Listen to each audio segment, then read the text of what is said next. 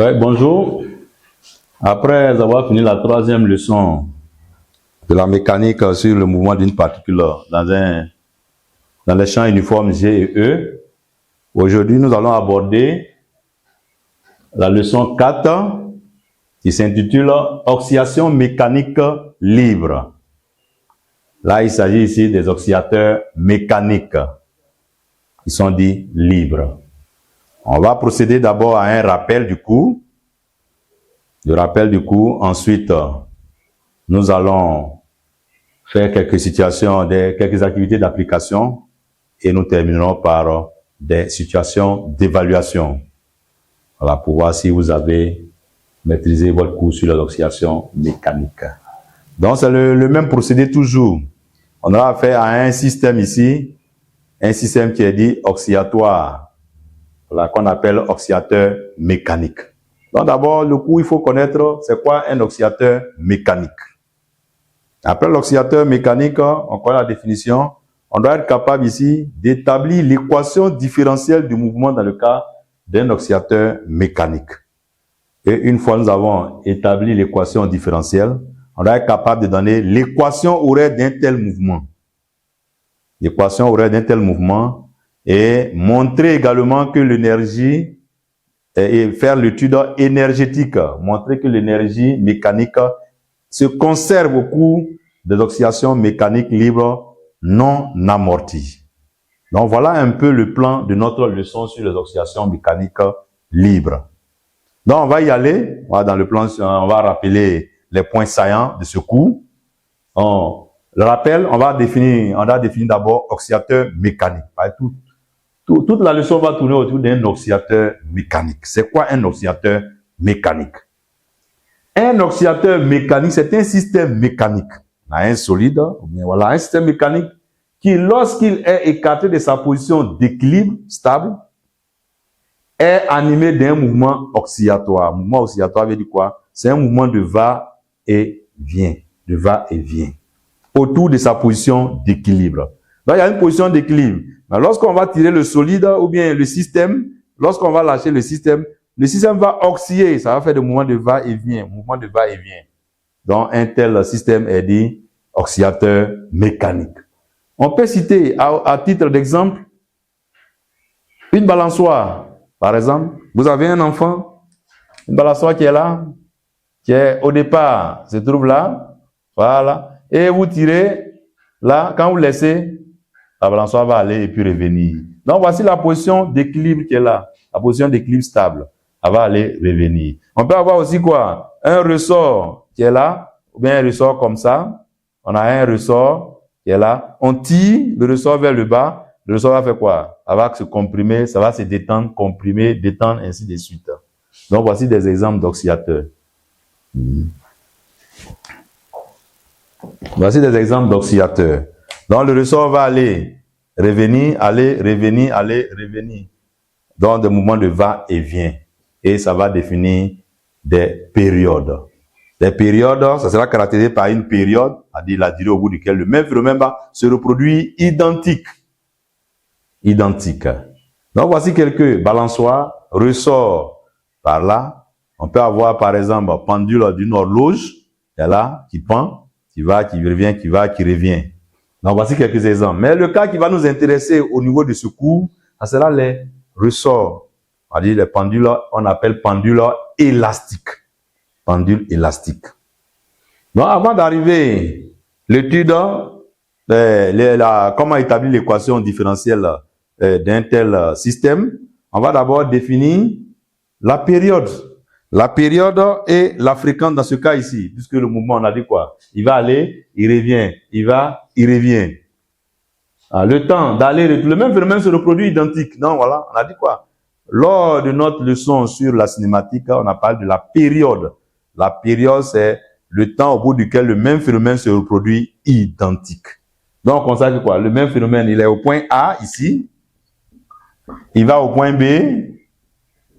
Il revient au point A. Non, voilà. Donc, il fait aller, retour. Aller, retour. La même chose se reproduit chaque fois. Donc, on peut définir la période dans ce cas. Et qui parle de période aussi, parle de quoi? Parle de fréquence. Qui parle de fréquence, parle aussi de pulsations, la vitesse angulaire. En 1 seconde, on a fait combien de radians?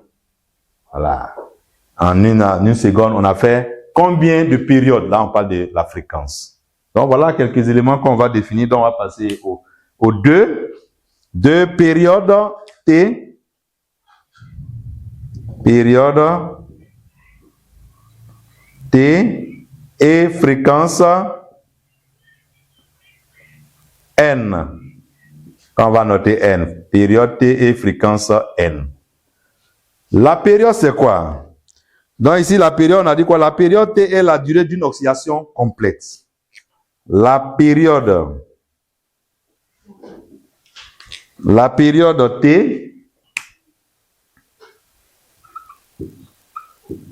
la période T est la durée d'une oscillation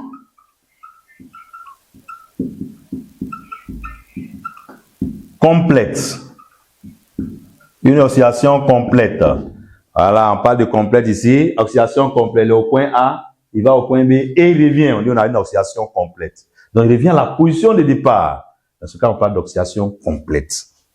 Dans le temps qu'il a mis pour faire aller-retour, il va et revient sur sa base, le point d'où il est parti. Et le temps qui s'écoule, on appelle ça la période. Et en 1 seconde, il a fait combien d'aller et retour? Là, on va parler de fréquence. Le même phénomène se reproduit combien de fois en 1 seconde? Voilà. C'est comme par exemple, quelqu'un qui va chez vous dans le mois, il va par exemple une seule fois vous rendre visite, contrairement à quelqu'un qui va au moins 40 fois chez vous dans le mois. On dit quoi? La personne qui va au moins 40 fois chez vous est plus fréquente chez vous. Voilà. Dans la fréquence, c'est par rapport au temps. Il y a eu combien de fois le même phénomène? L'oscillation complète, là, il y a eu combien de fois l'oscillation complète en 1 seconde? Dans ce cas, on va parler de fréquence. Donc, la fréquence aussi, ici, c'est quoi? La fréquence est le nombre de périodes en 1 seconde. La fréquence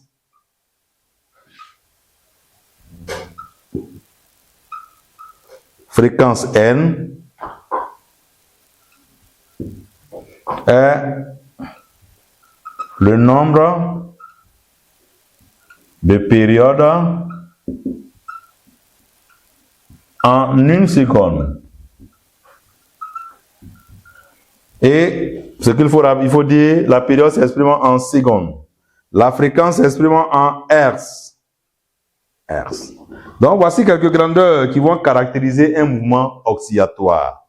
Voilà, il va des moments de là, il va et vient, mais ça sera caractérisé par la période et la fréquence. Plus tard, nous allons parler de la pulsation ou la vitesse angulaire. On va arriver maintenant à l'étude concrète de l'oscillation l'étude d'un pendule élastique. On va faire l'étude proprement dite. Petit 3. Étude d'un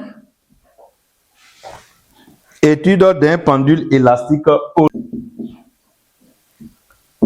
D'un pendule. Étude d'un pendule élastique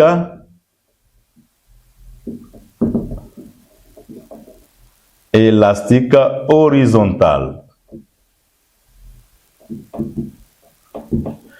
Étude d'un pendule élastique horizontal.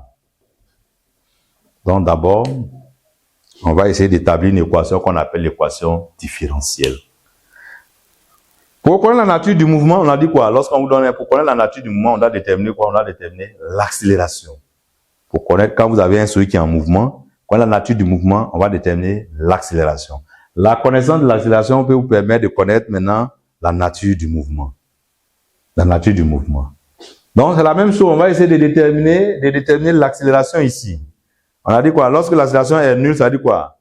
Ça dit que vous avez affaire à un mouvement qui est uniforme. Lorsque l'accélération est une constante, on a un mouvement qui est uniformément varié. Mais dans ce cas ici, est-ce que l'accélération est une constante? Est-ce que l'accélération est nulle? Est-ce que l'accélération est fonction du temps? Si l'accélération est fonction du temps, ça veut dire qu'on aboutit à une équation qu'on appelle équation différentielle. Donc, je vais mettre en 3-1, équation différentielle. 3-1. 3-1, équation différentielle. Équation différentielle. L'équation différentielle, comment on peut établir l'équation différentielle? Bon, on peut vous donner la forme, mais comment on peut établir l'équation différentielle? L'équation différentielle, on va donner, par exemple, vous avez AT égale à 0, par exemple. Voilà un mobile. Voilà, je mets un ressort qui est là.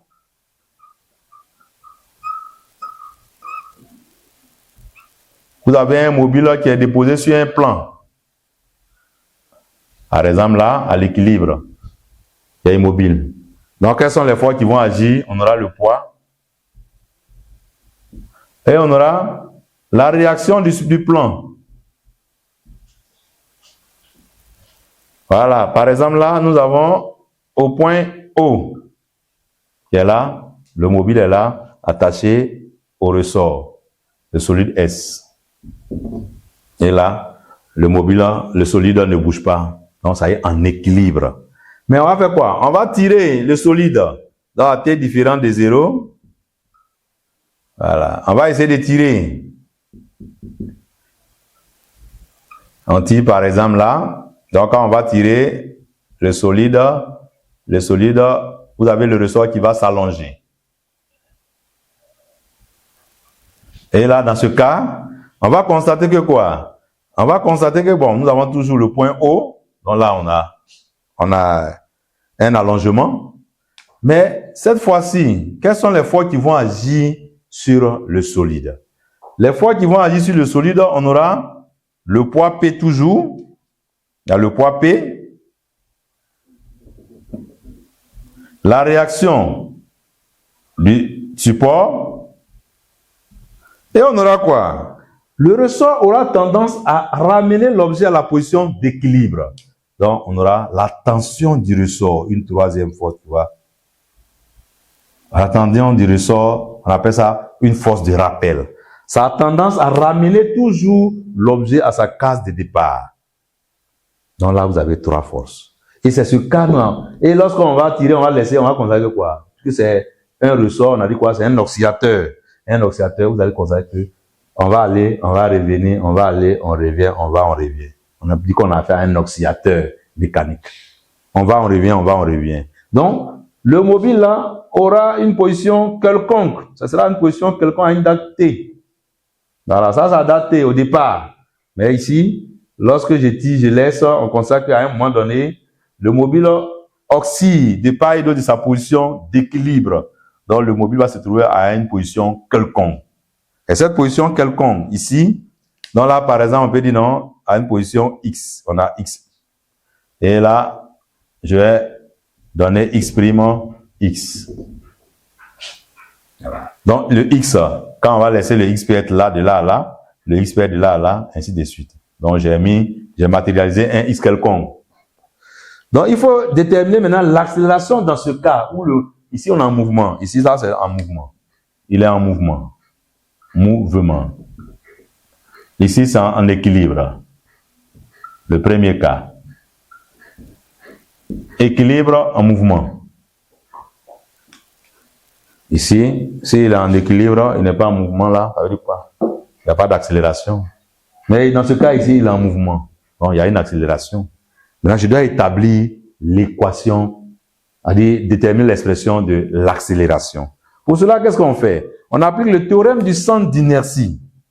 Théorème du centre d'inertie, qui nous dit quoi? Somme des forces appliquées au système égale à quoi? M multiplié par le vecteur accélération de son centre d'inertie. Mais il y a combien de forces ici? On a 4 forces. P plus R plus T égale à quoi? MA. Mais je vais faire quoi? C'est l'accélération que je veux. Je vais essayer de faire une projection dans le repère. Donc sur X', on va faire la projection. La projection de P nous donne 0. La projection de R nous donne 0. Pourquoi? Parce que les deux vecteurs sont perpendiculaires à l'axe. La projection de t va nous donner quoi? Moins t. Pourquoi? Parce que t est opposé à l'axe. L'axe est orienté comme ça. On a dit x', non, orientation. Et la projection de A va nous donner AX. Voilà déjà. Or, T égale à quoi? La tension du ressort.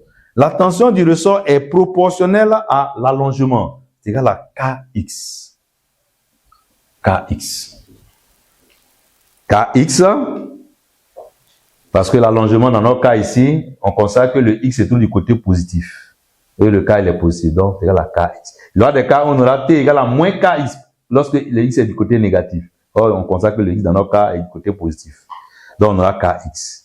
Ce qui me permet, et à X, on va le noter X 2 points. On a vu ça en cinématique déjà, la première leçon, X 2 points. Donc finalement, on aura quoi? Moins KX égale à MX 2 points. Qu'est-ce qu'on voulait ici? On voulait l'accélération. L'accélération, c'est X 2 points. Je peux l'appeler AX, ce qui implique donc X 2 points égale moins K sur MX. On va regarder, est-ce que c'est une constante? K est une constante, la constante qu'on appelle la constante de raideur ou bien la raideur du ressort. M, c'est la masse du solide. Et X c'est quoi? C'est l'allongement, c'est une variable. X varie en fonction du temps.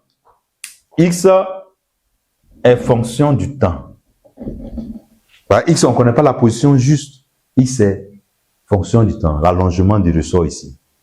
Donc, la position du solide à l'instant T. Donc, si X est fonction du temps, ça veut dire quoi? AX aussi sera fonction du temps. Donc, dans notre cas ici, ça veut dire que le A n'est pas égal à une constante.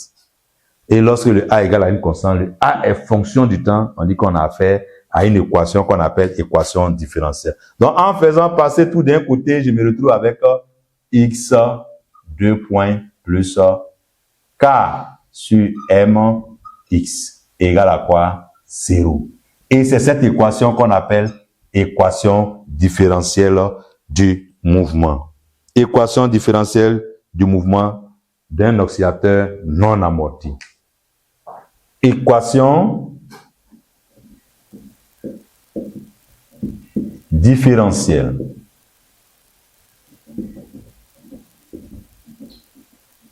du mouvement d'un oscillateur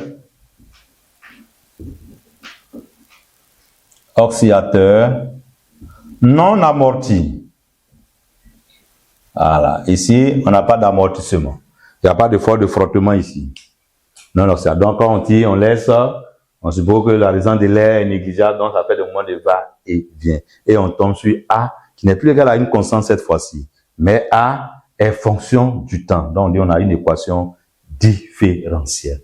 Donc chaque fois, il faut être capable d'établir l'équation différentielle du mouvement d'un oscillateur. Il faut être capable.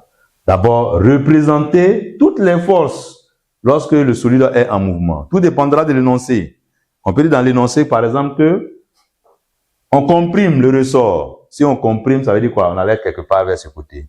Ici, on a allongé, on a tiré de sa position, on a tiré sa position. Donc, on est quelque part ici. Si on comprimait, on allait être là. Et dans ce cas, on va avoir, au niveau des projections, on va en tenir compte. Et au niveau de T aussi, il faut en tenir compte. Mais dans notre cas bien précis ici, l'équation différentielle, mais toujours est-il que vous devez tomber sur la même équation différentielle à la fin de votre raisonnement. C'est-à-dire x2 points plus k sur mx égale à 0. Ou encore, on pourrait multiplier le tout par m, ça fait mx2 points plus kx égale à 0. C'est la même chose. Voilà, ce sont des formes mathématiques. Ce sont des formes mathématiques. Une fois nous avons défini l'équation différentielle, mais on va voir quelle est la forme maintenant de x. Parce que A maintenant n'est plus égal, A n'est pas égal à une constante. Quand A est une constante, dans ce cas, la position du mobile est égale à quoi? Pour un mouvement qui est rectiligne, parce que le moins déjà est rectiligne. Mais on constate que quoi? Le moins est rectiligne, mais A égale n'est pas égal à une constante. Dans ce cas, est-ce qu'on peut appliquer la forme x égale à 1 demi de axt carré plus v0 xt plus x0? On ne peut plus. Cette forme s'applique lorsque La trajectoire est une droite et A égale à une constante. Ici, certes, la trajectoire est une droite, mais A n'est pas égal à une constante. Dans ce cas, quelle est la forme de l'équation horaire pour notre cas bien précis? Et ici, on dit qu'on a quoi? On a affaire à un mouvement rectiligne sinusoïdal. Un mouvement rectiligne sinusoïdal. Ce n'est plus un mouvement rectiligne uniformément varié, mais un mouvement rectiligne sinusoïdal. Quelle est la forme de l'équation horaire? Donc, on va passer au petit 3.2, équation horaire du mouvement. Quelle est l'équation horaire du mouvement? 3.2. Équation horaire du mouvement.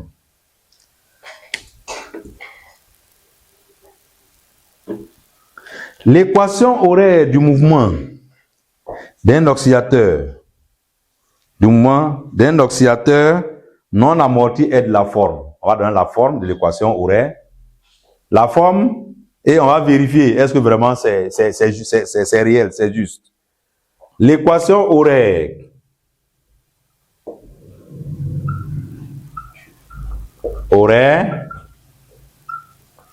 de mouvement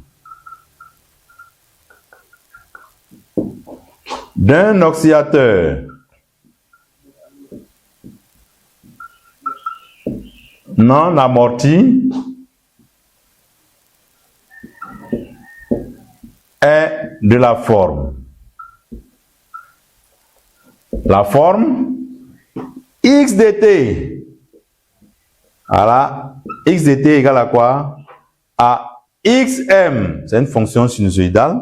Donc xm, la fonction sinusoïdale, est sous cette forme xm cosinus oméga 0t plus phi. Voici la forme de l'équation horaire. La forme de l'équation horaire. Tout à l'heure, on va montrer pourquoi c'est la solution de l'équation différentielle.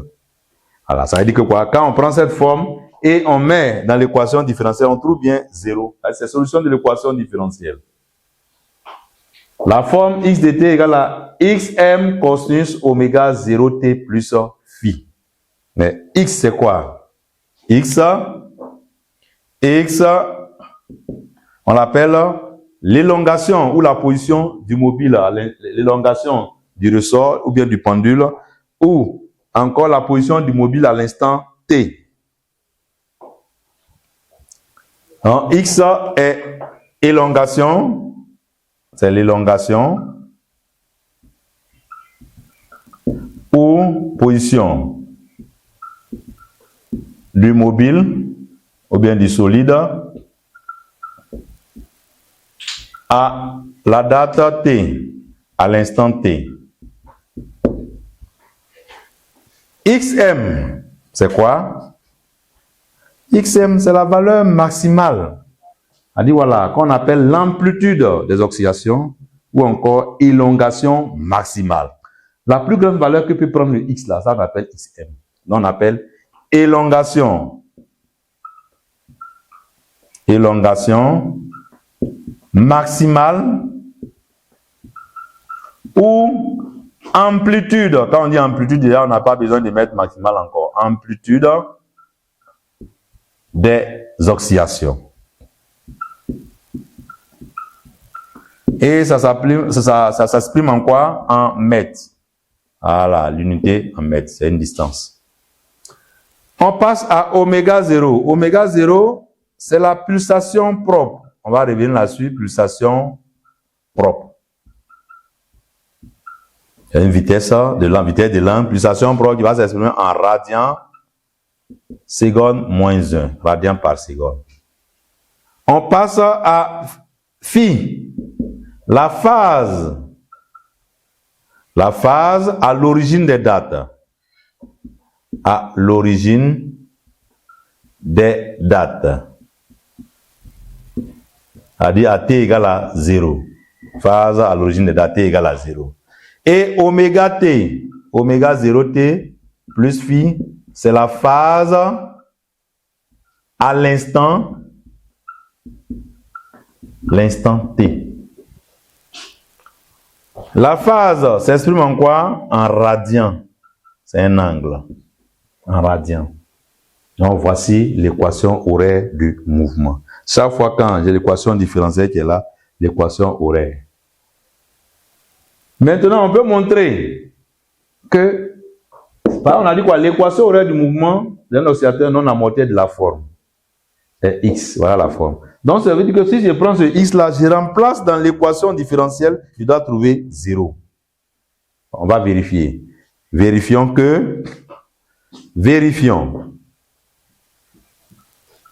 On va vérifions que x de t égale à xm cosinus oméga 0t plus phi est solution de l'équation différentielle. L'équation différentielle.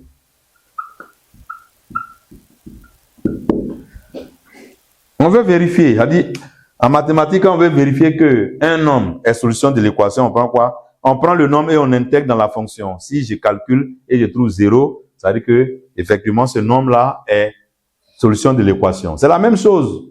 Ici, nous avons quoi? L'équation différentielle est sous la forme x 2 puis m x. C'est égal à quoi? C'est comme si on dérivait 2 fois. Voilà, on va montrer que qu'en remplaçant le terme qui est là dans l'équation, on trouve 0. Si on trouve 0, on peut confirmer qu'il est vraiment solution de l'équation. Ici, j'ai plaqué le résultat. Mais on va montrer que c'est solution vraiment. Qu'il vérifie cette relation qu'on avait écrit déjà. Donc, il va dériver 2 fois. La dérivée, d'abord la première dérivée, si elle dérive une première fois, ça veut dire qu'on va dériver 2 fois. X point sera donc égal à quoi? Je dérive, ça me donne moins xm oméga 0 sinus oméga 0t plus phi. Je dérive deuxième fois égale à quoi? Moins xm oméga 0 cosinus oméga 0t plus phi. Je vais remplacer. Donc voilà le terme que je trouve. Le terme que je trouve, c'est égal à quoi? Moins xm oméga 0 carré cosinus oméga 0t plus phi. Plus quoi? K sur M. K sur M. X c'est quoi? X est égal à xm cosinus oméga 0t plus phi. On va regarder. On constate. Ça, je peux l'écrire comme ça aussi. Je peux l'écrire moins oméga 0 carré xm cosinus oméga 0t plus phi plus k sur m xm cosinus oméga 0t plus phi. On regarde bien le terme qui est là. C'est la même chose qui se trouve ici. Ça, c'est le quoi? C'est le x. C'est comme si j'avais égal moins oméga 0 carré x plus k sur m x kmx. Mais cette expression est égale à 0 à quel moment? On constate que voilà xx, donc je peux mettre x en facteur, est égal à x facteur de moins oméga 0 carré plus k sur m. Voilà. Mais x est différent de 0. Donc, si x est différent de 0, ça veut dire quoi? Ce terme-là est égal à 0 si la condition, on revient, on poursuit ici, à x 2 points plus k sur m x égale à 0 si, quelle est la condition? Si moins oméga 0 carré plus k sur m égale à 0. Soit oméga 0 carré égale à quoi? K sur m. Donc, on vient de montrer que c'est vraiment solution de l'équation différentielle à une condition, à condition que oméga 0 carré égale à k sur m. Donc, x de t égale à xm cosinus oméga 0t plus phi est vraiment solution de l'équation différentielle. C'est la forme de l'équation horaire, à la condition que oméga 0 carré soit égal à k sur m. Oméga 0 carré, oméga c'est quoi? Oméga, c'est ce qu'on appelle la pulsation propre ou encore la vitesse angulaire. La vitesse angulaire. Donc, on va passer à ces caractéristiques. Mais avant de passer à ces caractéristiques, on va faire une petite remarque. Ce qu'il faut noter. On a défini ici phi et xm. Mais concrètement, comment on peut déterminer ces grandeurs à partir de l'énoncé que vous aurez en face de vous? Ces deux grandeurs, xm et phi, sont déterminées à partir des conditions initiales. Donc, je mets ici, notez bien, NB, xm et phi sont deux constantes déterminées à partir des conditions initiales. Quand on dit condition initiale, à l'instant t égale à 0, on a déjà vu ça un peu en cinématique, le cours aussi en cinématique. Les deux grandeurs sont toutes déterminées à partir des conditions initiales. Vous avez les conditions initiales dans le test. Voilà, à part de ça, il faut déterminer xm et phi. Ouais. Donc, je continue. 3, il s'agit de quoi? Il s'agit des caractéristiques de l'oscillateur. Caractéristiques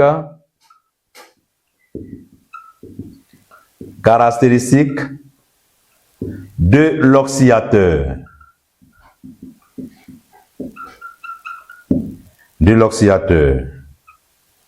Caractéristiques de l'oscillateur. 3. Donc, l'oscillateur harmonique. Bon, il est harmonique quand il est non amorti, on dit on a un oscillateur harmonique. L'oscillateur harmonique est caractérisé par quoi?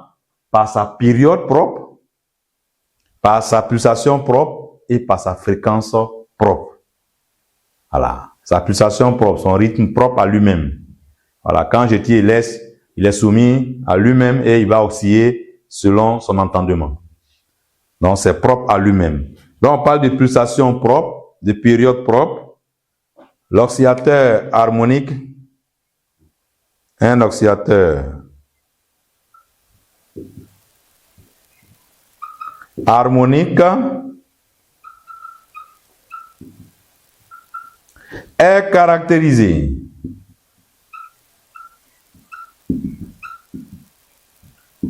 par deux points, par sa pulsation, sa période propre ou sa pulsation propre. Pulsation propre. Et la pulsation propre ici, c'est quoi? C'est oméga 0 égale à quoi? On met le terme, c'est égal à racine de K sur M. Et on a dit la pulsation s'exprime en quoi? En radians par seconde. C'est caractérisé également par sa période propre. Qui parle de pulsation parle de période. Période propre. Période propre, c'est T0. On a ça T0. Il y a une relation qui existe entre T0 et oméga 0. T0 égale à quoi? 2pi sur oméga 0. Qui est égal à quoi? Si on veut exprimer en fonction des caractéristiques de l'oscillateur, ça sera 2pi racine de M sur K. La période s'exprime en secondes. On passe maintenant à la dernière, sa fréquence propre. Fréquence propre. Fréquence propre, N0. N0 égale à quoi? C'est l'inverse de la période. Donc, inverse de la période, ça veut dire quoi? On aura égal à 1 sur 2pi racine de K sur M. Et cela s'exprime en Hertz. Voici les trois grandeurs qui se dégagent qui sont des caractéristiques de l'oscillateur harmonique.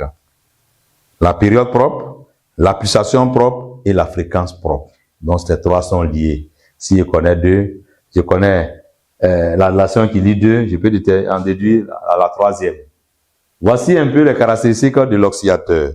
Et une fois nous avons fini, on va S'il y a position, c'est qu'il y a vitesse. S'il y a vitesse aussi, c'est qu'il y a accélération. On va définir les vecteurs vitesse et les vecteurs position, le vecteur accélération d'un tel oscillateur. 3, 4. Position, vitesse et accélération. 3, 4. 4. Position, vitesse,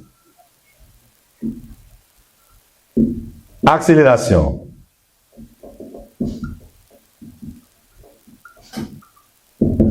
Voici les trois. La position, la vitesse et l'accélération. On va donner le vecteur vitesse, le vecteur position, le vecteur vitesse et le vecteur accélération. Nous avons dit le vecteur position d'abord. Vecteur position. Vecteur position. Le vecteur position égale à quoi? Le vecteur position, depuis la première leçon en cinématique, on a dit quoi? Le vecteur position, c'est OM. OM égale à quoi? Est égal à X multiplié par vecteur unitaire I. C'est un mouvement qui est rectiligne, donc on a un seul vecteur unitaire. I, il n'y a pas de J ici. C'est sur une droite que le mouvement a toujours lieu. Avec, bien sûr, avec X égale à quoi? X est plus phi. Plus phi. Voilà. Donc, avec X égale à XM cosinus oméga 0T plus phi. Donc, voici le vecteur position. Vecteur vitesse. Vecteur vitesse. Vecteur vitesse que je note V. Vecteur vitesse V égale à quoi? Ah, c'est égal à la coordonnée suivante X qu'on va appeler quoi? X point. Vx multiplié par quoi? Par I. Avec X point, c'est la vitesse, la coordonnée de la vitesse égale à quoi?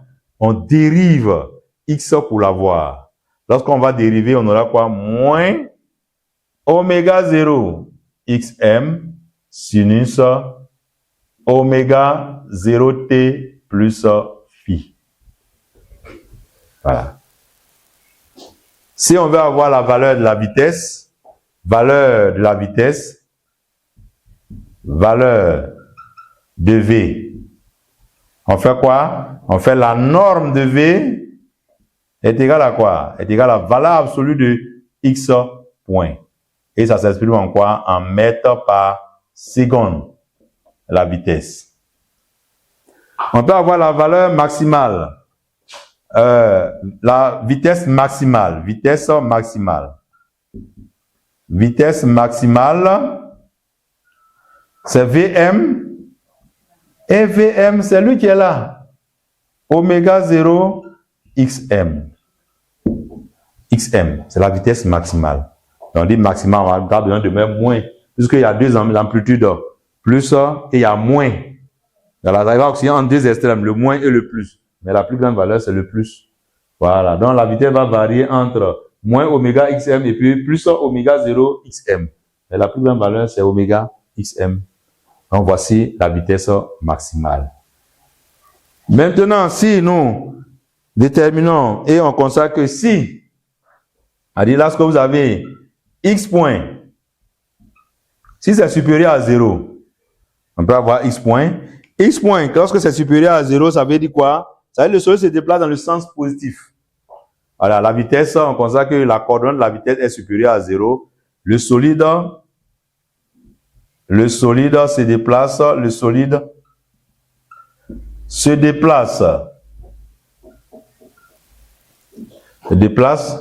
dans le sens positif. Maintenant, le jour qu'on constate que la coordonnée de la vitesse est inférieure à 0, ça veut dire quoi? Le solide se déplace dans le sens négatif, c'est le contraire. Donc voilà ce qu'on pourrait dire sur le vecteur vitesse, la vitesse avec tous ces éléments. Je passe au vecteur accélération. Vecteur accélération. Accélération. Le vecteur accélération que je note A. A égale à quoi? On a une coordonnée aussi, ça fait AXI. AXI c'est quoi? C'est X2 2 points. x2 point i. Avec, bien sûr, la coordonnée ax qui est x2 point qui est égal à quoi? Qui est égal, on dérive x point. Quand on dérive, on va obtenir moins oméga carré, oméga 0 carré xm cosinus oméga 0t plus phi. Voilà. On peut avoir la valeur maximale A max. Bon, si on veut avoir la valeur de A, également, on va faire la même chose. Valeur de A. Valeur de A. On aura la norme de A égale à la valeur absolue de AX, c'est-à-dire X 2 points. Et ça va s'exprimer en quoi? En mètres secondes carrés. Je vais avoir la valeur maximale. Valeur maximale. Valeur maximale de A.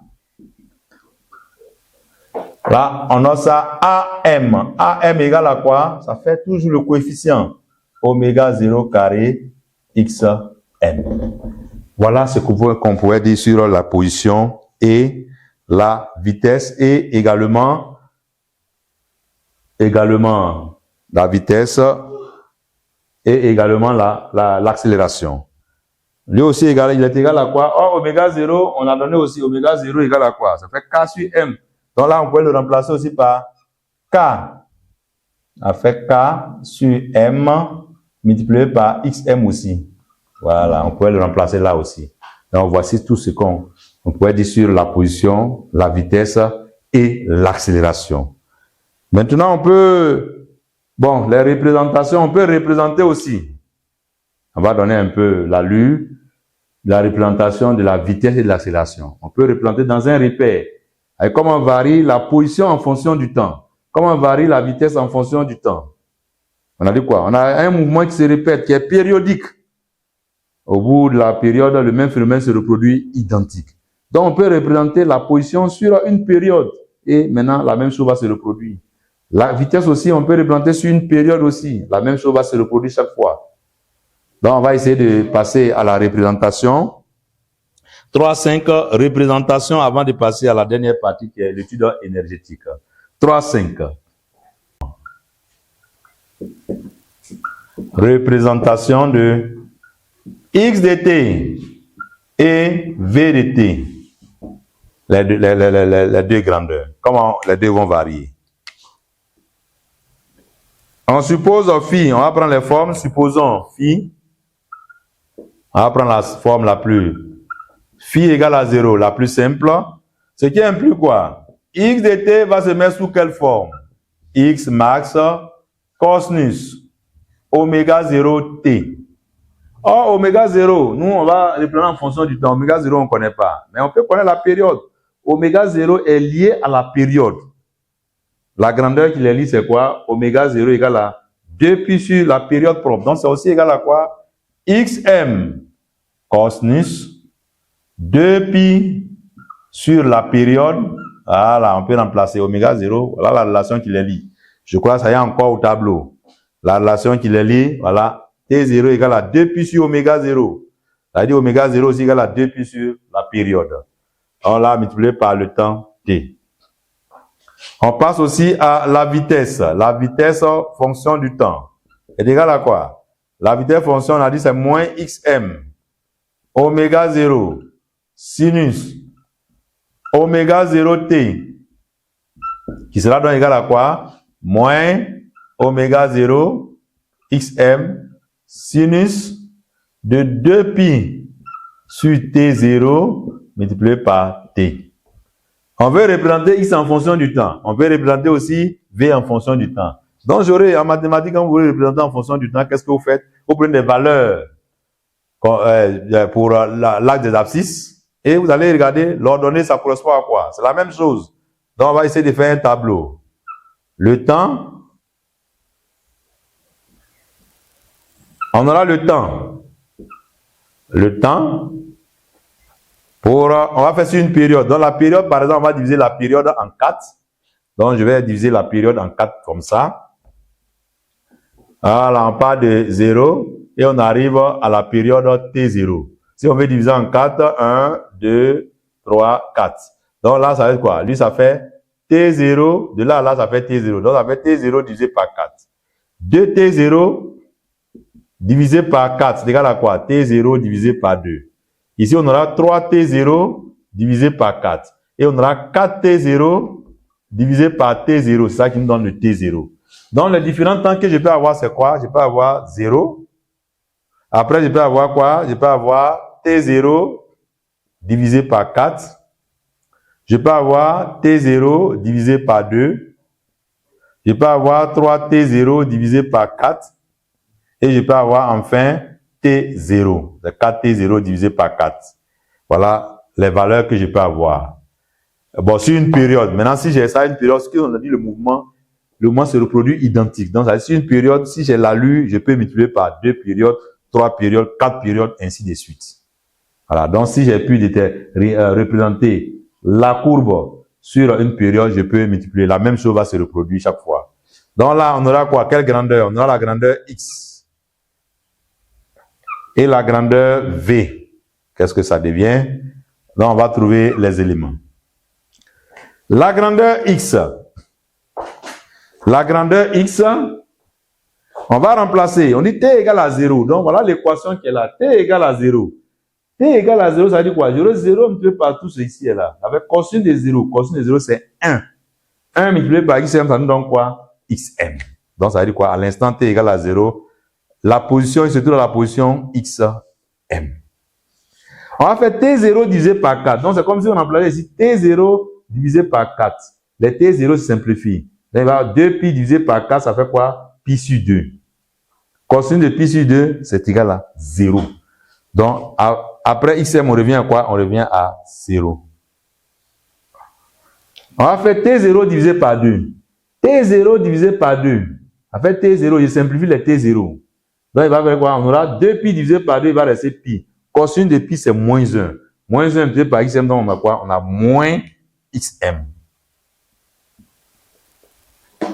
On continue avec 3T0 divisé par 4.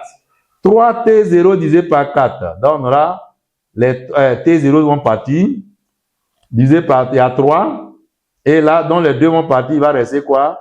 3pi sur 2. 3pi sur 2. Cosinus de 3pi sur 2. Ça fait combien? Cosinus de 3pi sur 2, c'est égal à 0. Quand vous regardez votre cercle trigonométrique, voilà, pour ceux qui ne maîtrisent pas le cercle trigonométrique, voilà le cercle trigonométrique. J'ai 0, j'ai pi sur 2, j'ai pi, ça fait 2pi sur 2, ça fait 3pi sur 2. Et vous avez maintenant 2pi. Voilà le cercle. Mais cosinus de celui-là, c'est le cosinus, c'est là on lit. Et lui, là on a 1. Là, ça dira là quoi? Quand on est ici, comme si on avait 0. On projette sur là des abscisses, ça fait 0.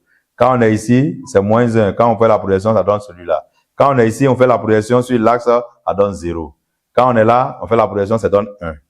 Donc là, par exemple, lui, il va nous donner quoi? Il va donner 3pi sur 2. Quand il projette, c'est quoi? Ça donne 0. 0 multiplié par un nombre, ça nous donne 0. Donc, je passe à 0 encore à nouveau.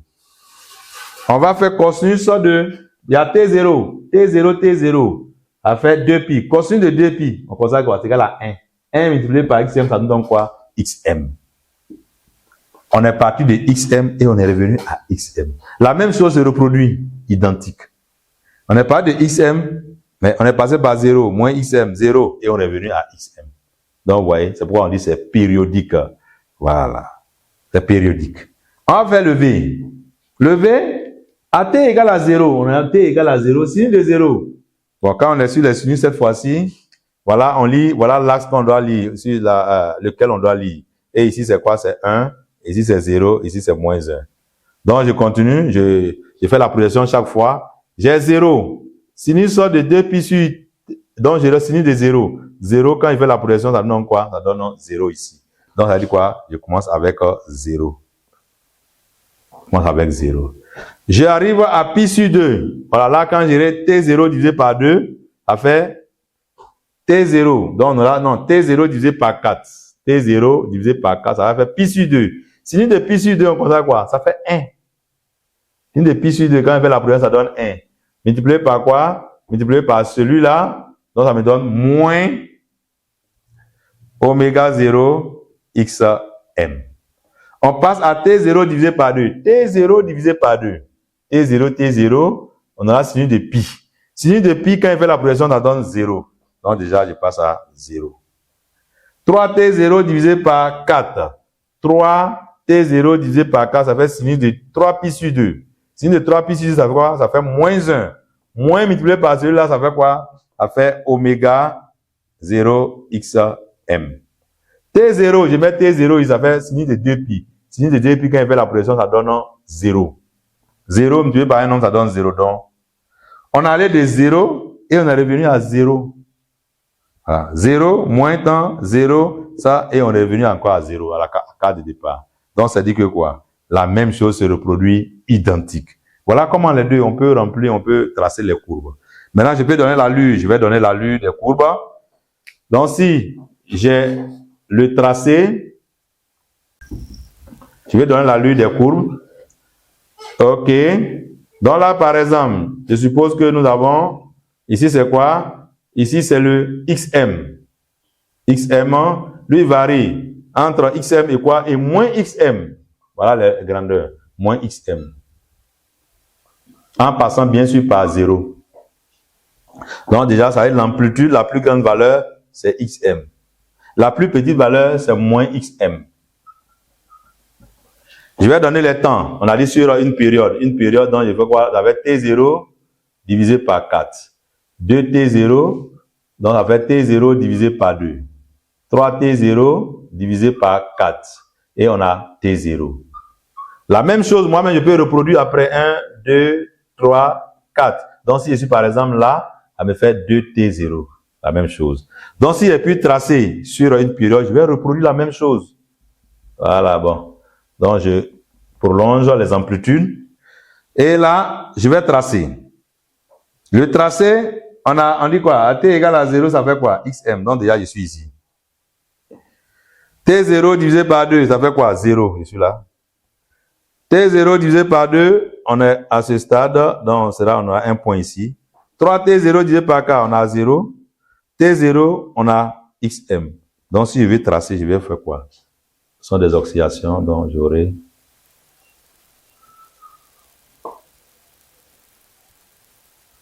Voilà, sur une période, voilà. Maintenant, à moi de reproduire. Si je veux reproduire, ça veut dire quoi? On sera ici. On est là, on revient là. On revient quelque part ici. Et là, on repart encore là, 0. Et on revient ici. Voilà. Ah ouais, voilà les oscillations non amorties. Donc, on sait que c'est la même taille chaque fois. Ça va, on était à XM, on est descendu, on est reparti à XM.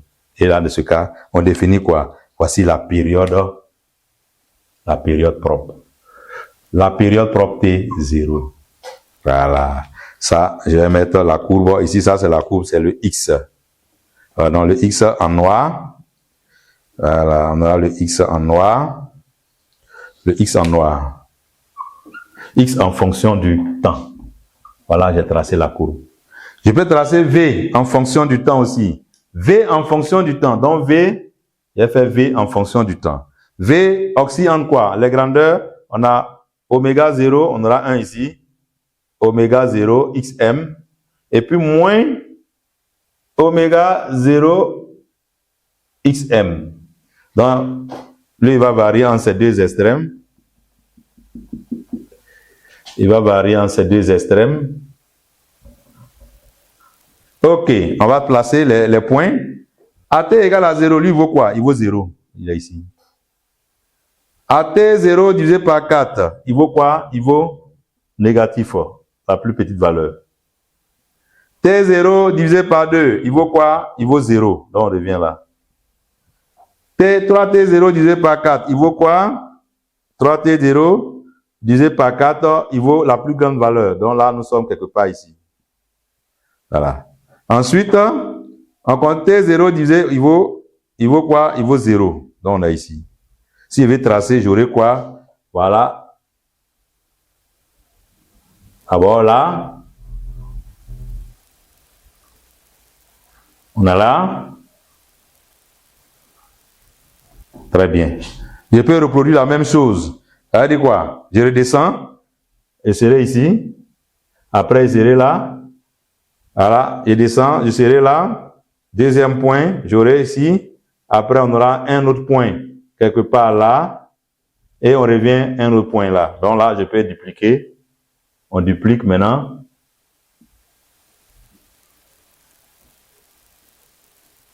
Voilà. Et ça, c'est l'équation, c'est la vitesse en fonction du temps. Donc voici le V de t, c'est lui qui est là, V de t. Et lui qui est en noir, c'est le X de t. X de t. Voici comment on représente les courbes V en fonction. Vous voyez, X, on part de là, on revient et on revient à la carte de départ. V, on part de 0, mais on revient à la carte de départ à 0 encore. Et chaque fois, la même chose se reproduit identique. C'est pourquoi on dit que ce sont des mouvements oscillatoires. Voilà, des mouvements périodiques. La même chose se reproduit identique chaque fois. Voici un peu la représentation. On va passer maintenant à la dernière partie, c'est-à-dire l'étude énergétique. Que devient l'énergie dans ce cas? 6, la dernière partie, étude énergétique. 3, 6, étude énergétique. Énergétique. Étude énergétique. On va déterminer l'énergie mécanique dans ce cas. L'énergie mécanique, depuis la classe de 3e, on dit quoi? L'énergie mécanique égale à quoi? Ça fait la somme de plusieurs énergies. Énergie potentielle, énergie cinétique. Mais nous, on a fait à un ressort ici. Déjà, on a parlé. L'énergie cinétique, c'est quoi? L'énergie que possède un corps du fait de sa vitesse. Le fait que le solide soit en mouvement, il y a une vitesse déjà. Donc, on peut avoir l'énergie cinétique. L'énergie potentielle, on peut avoir deux sortes d'énergie potentielle. L'énergie potentielle des pesanteurs, c'est l'énergie que possède un corps du fait de sa position par rapport à un état de référence. Et dans notre cas ici, la référence c'est le sol, c'est le plan horizontal. Donc ça veut dire quoi? Il n'y a pas de hauteur, il n'y a pas de côte ici. Donc ça veut dire que l'énergie potentielle des pesanteurs serait égale à 0. La référence c'est le sol. Et le sol, c'est le plan qu'on a utilisé, c'est notre référence, donc ça sera toujours 0.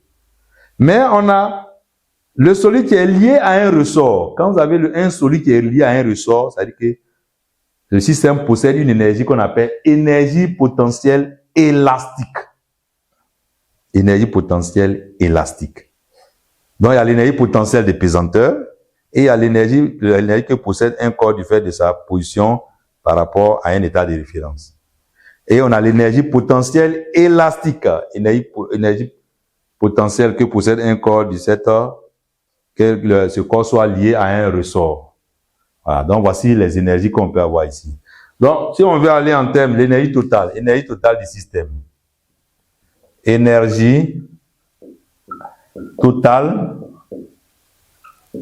du système. Énergie totale du système. Énergie totale, donne-moi. L'énergie totale du système, on peut dire quoi? L'énergie totale du système, mécanique.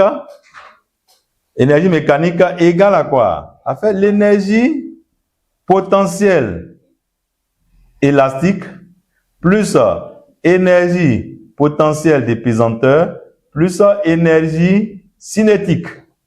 Mais on vient de dire quoi? Énergie potentielle des pesanteurs est égale à mgz égale à 0 ici. Parce que là, nous sommes sur le plan horizontal. C'est plus comme état de référence. On n'est pas par rapport à une hauteur. Donc finalement, l'énergie mécanique sera donc égale à quoi? Énergie potentielle élastique plus l'énergie cinétique. Énergie mécanique égale l'énergie potentielle élastique égale à quoi? Ça fait 1/2 de kx carré. Plus l'énergie cinétique est égal à 1/2 de mv carré. Or, la vitesse varie en fonction du temps. Donc, on aura 1/2 de mx point carré. Voici l'énergie mécanique du système à l'instant t. À l'instant t. À l'instant t. L'énergie mécanique du système. Mais on veut voir, est-ce que cette énergie est une constante? Est-ce que ça garde la même valeur à tout instant? Est-ce que ça se conserve? Donc pour cela, on va essayer de faire une démonstration pour voir. On va remplacer x par son expression, x point par son expression, et puis voir est-ce que la valeur, ce qu'on va trouver, c'est une constante. Si c'est une constante, on peut confirmer que l'énergie mécanique se conserve. Mais dans le cas contraire, si on ne trouve pas une constante, ça veut dire quoi? L'énergie mécanique ne se conserve pas ici. Bon, on va vérifier. Or, x égale à quoi? Ça fait xm cosinus oméga 0t plus phi. Et x point, lui, il vaut quoi? X point égale à moins oméga 0 xm sinus de oméga 0t plus phi. Je vais faire quoi? Je remplace dans l'équation là-bas. EM, ça sera donc égal à quoi? 1 demi de K, XM, on a dit quoi? Bon, on le levé au carré, cosinus, oméga 0t plus phi, au carré, plus 1 demi de M, X point, c'est lui qui est là, moins oméga, XM, oméga 0, sinus, oméga 0t, plus phi, le tout au carré. Ça, je vais arranger toujours, égal 1 demi de K, XM carré, cosinus carré, oméga 0t plus phi, plus 1 demi de M, XM au carré, oméga 0 au carré, sinus carré, oméga 0t plus phi. Voilà ce qu'on trouve déjà. Maintenant, on a dit quoi? Or, nous avons dit oméga 0 carré égale à quoi? K sur M. Je vais remplacer oméga 0 carré par son expression pour voir. Donc, j'aurai ce qui implique EM sera donc égal 1 demi de K XM carré cosinus carré oméga 0t plus phi plus 1 demi de M. Bon, il y a d'autres qui vont me dire où le moins est passé. Le moins 1, moins 1 au levé au carré, ça donne un nombre positif. C'est pourquoi là, vous n'avez plus le moins. C'est que beaucoup vont se poser la question, et le moins est passé où? Le moins 1 au carré, ça donne toujours un nombre positif. Donc pourquoi le moins a disparu? Donc on continue. On aura XM carré multiplié maintenant par oméga carré qui vaut K sur M. Et plus phi. Plus phi. On peut faire quoi? On peut simplifier. Et là, on constate qu'on a 1 demi XM carré, 1 demi K XM carré plutôt, qui est égal à 1 demi K XM carré. Facteur de cosinus carré oméga 0t plus phi, plus sinus carré oméga 0t plus phi. Ce terme-là est égal à quoi? C'est égal à 1. Car en mathématiques, on dit quoi? Car cosinus carré de x plus sinus carré de x égale à 1. On a cosinus carré de oméga 0t plus phi plus sinus carré oméga 0t plus phi égale à 1. Donc finalement, EM égale à 1 demi de K XM carré. K est une constante, XM est une constante, donc ça veut dire quoi? C'est égal à une constante. Voilà la première expression. On a trouvé une première expression de EM à l'instant T. Une deuxième, là également, mais on peut avoir une troisième aussi. Au lieu de remplacer cette fois-ci, oméga 0 carré égale à quoi? K sur M. Mais si on remplaçait K aussi, on pourrait remplacer K aussi. Ou K aussi égale à quoi? M oméga 0 carré. Donc l'équation devient quoi? Ça devient ce qui implique EM égale à 1 demi de quoi? De K, K c'est M, oméga 0 carré, XM carré, cosinus carré, oméga 0t, plus phi, plus 1 demi de M, on répète, XM carré, oméga 0 carré, sinus carré, oméga 0t, plus phi. Mais ce thème qui est là, c'est quoi? Lui là, qu'est-ce qu'il représente pour nous? On l'a déjà vu. C'est la vitesse maximale.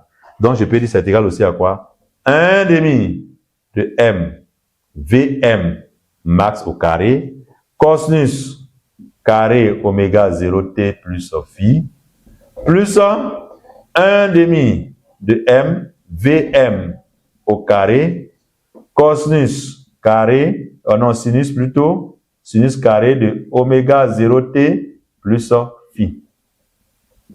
Le sinus. Carré oméga 0t plus. C'est égal, on peut faire quoi? 1 demi de m Vm carré facteur de cosinus carré oméga 0t plus phi plus sinus carré oméga 0t plus phi. Ce terme qui est là, à nous donne quoi? Égal à 1. Finalement, l'énergie mécanique égale à 1 demi de m Vm carré. M est une constante, Vm est une constante, donc ça aussi égale à quoi? À une constante. Voilà la troisième expression de l'énergie mécanique. Donc au finish, on peut dire quoi? L'énergie mécanique qui est égale à 1 demi de k x au carré, dans ce cas le x varie en fonction du temps, plus 1 demi de m x point au carré, la vitesse qui varie en fonction du temps, c'est égal à 1 demi de k xm carré plus 1 demi de m x vm au carré. Égal 1 demi de vm au carré qui est égal à quoi? À une constante.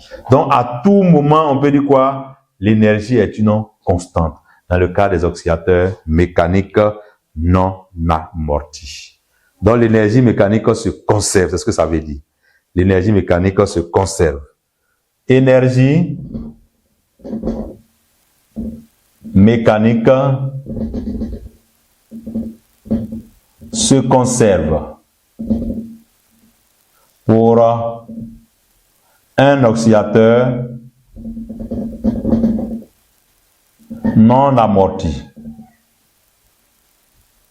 Pour un oscillateur mécanique non amorti, l'énergie mécanique se conserve.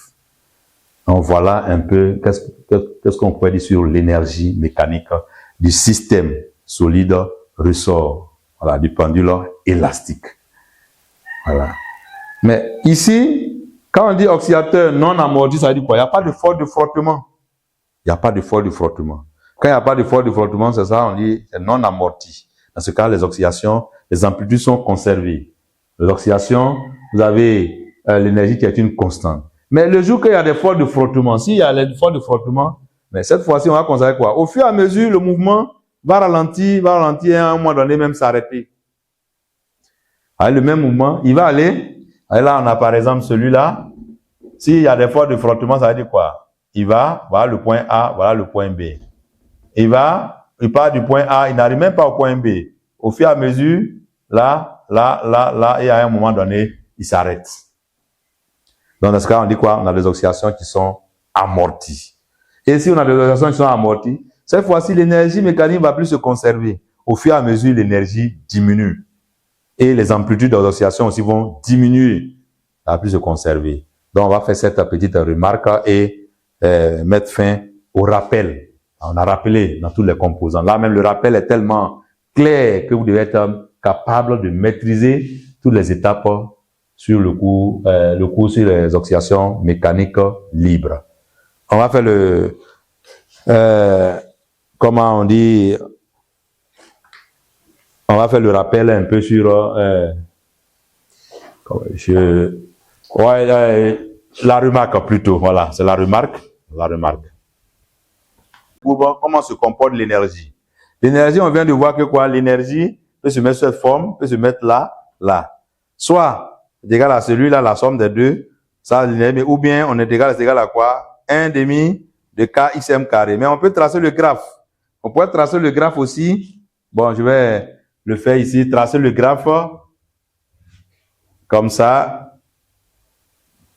Voilà, les énergies en fonction de x. En fonction de x, on a 0, on a moins xm, on a plus xm. On constate que lorsqu'on a xm, là par exemple, regardez, quand nous avons la forme xm, ça veut dire quoi? Ça veut dire que la forme même, énergie cinétique n'existe pas. Donc, ça veut dire que l'énergie n'existe pas. Donc, on peut avoir, l'énergie peut être ici. Si on veut tracer le graphe, nous sommes là. C'est-à-dire quand le x, le x est égal à moins xm, dans ce cas, l'énergie cinétique n'existe pas. Et l'énergie de potentiel élastique est maximale. Lorsqu'on x est égal à 0, ça veut dire qu'on sommes ici. On constate que la trajectoire, on constate que même la courbe est une parabole. Lorsqu'on a celui-là, on revient ici. Donc là, on peut avoir la courbe, une courbe comme ça. Ça, c'est l'énergie. On a l'énergie potentielle élastique. Mais on a dit quoi? Lorsque le x est max, pendant ce temps, lorsque vous voyez le x est max, on constate qu'il n'y a plus d'énergie cinétique à côté. Donc quand il est max, l'énergie cinétique, lui, il est 0. Il est 0. Donc je peux mettre là, il est 0, il est ici. Mais quand lui, il est 0, l'énergie cinétique est max. C'est-à-dire là, vous voyez là, on a 1 demi m v carré. Il n'y a pas d'énergie potentielle élastique. Donc ça veut dire là, cette fois-ci, lui, il est max. Et quand il est max aussi, il revient à 0. Donc voici la courbe d'énergie potentielle, énergie cinétique. Ah, c'est l'énergie cinétique. Mais la somme des deux va toujours donner une constante. On constate que la valeur maximale, c'est là. Donc ça dit quoi? L'énergie potentielle, énergie mécanique, elle trouve là. Ah, c'est l'énergie mécanique qui est toujours conservée à tout moment. Donc ça, c'est énergie en fonction de x. On peut avoir les courbes aussi. Remarque, comme je l'ai dit tout à l'heure, en remarque. Remarque, lorsque vous terminez, la remarque nous dit quoi? Dans le cas d'existence de frottement, l'oscillateur libre non entretenu est un oscillateur amorti, est dit amorti. Dans le cas d'existence de frottement,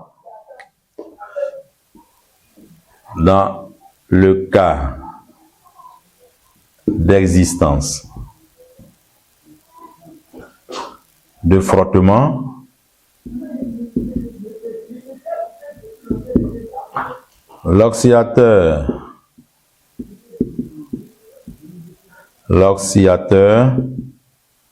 mécanique libre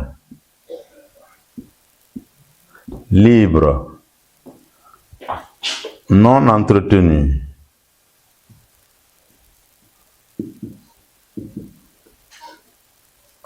est dit oscillateur amorti.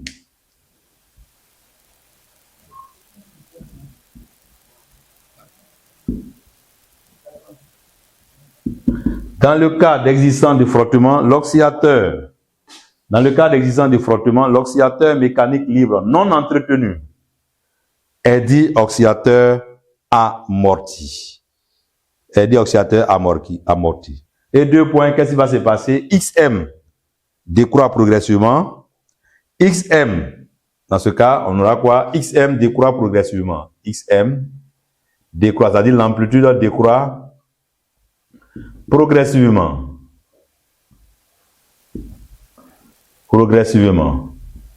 L'énergie mécanique diminue.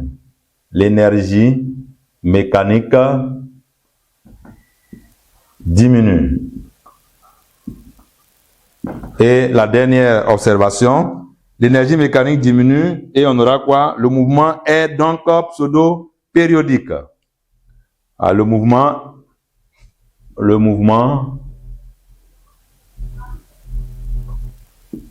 est pseudo-périodique. Le mouvement n'est plus périodique, mais c'est pseudo-périodique. On a affaire à une fausse période.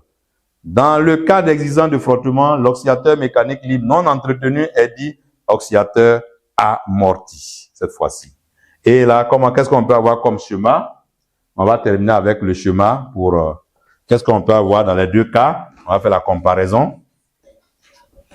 La comparaison, on a x en fonction du temps. Et là, il va osciller entre plus xm et moins xm. On va constater que là, on part par exemple de xm, on descend, on remonte, on descend, on remonte, voilà. Alors par exemple, x en fonction du temps. Et le deuxième cas qu'on peut avoir, le deuxième cas où il y a des oscillations amorties, on peut avoir, on a plus xm, on a x, fonction du temps. Il y en a 0, et là, on a moins xm. Moins xm. On est là, on descend, on n'atteint pas, le moins xm, on repart, on n'atteint pas, au fur et à mesure, on diminue, et à un moment donné, on constate que même les amplitudes s'annulent. Voilà. Les amplitudes s'annulent. Voilà par exemple, donc on n'a pas d'oscillation, oscillateur non amorti et oscillateur amorti. On va donner la période. La période va de là à là. Le même phénomène se reproduit. Là, on parle de T0. Ici, on a une fausse période. Voilà. On l'appelle T, pseudo-période. Voilà un peu les deux. Dans le cas où il y a ici absence de frottement, absence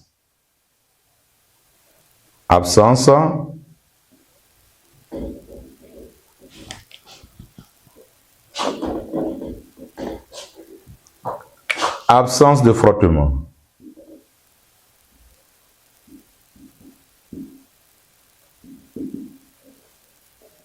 Présence de frottement.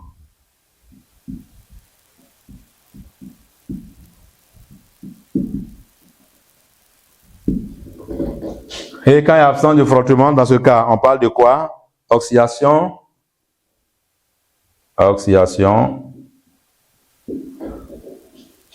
Absence de frottement, on constate que les oscillations ne sont pas amorties. C'est conservé au cours du temps. Oscillation non amortie.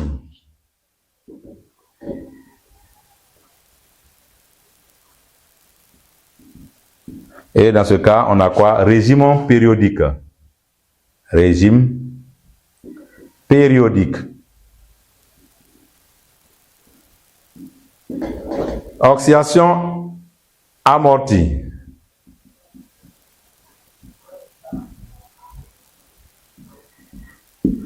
Régime pseudo-périodique. Périodique. Et la période, ici, on a la période T. Régime périodique, on a la période propre. Voilà. Voici un peu ce qu'on pourrait dire sur les oscillations mécaniques libres. Donc ici, c'est la même chose. Et la même chose, faire l'étude dynamique, après passer à l'étude cinématique, déterminer l'équation horaire du mouvement et faire l'étude énergétique. Ensuite, nous allons clore la partie rappel et maintenant passer aux activités d'application qui vont nous permettre de résoudre les situations d'évaluation. Merci.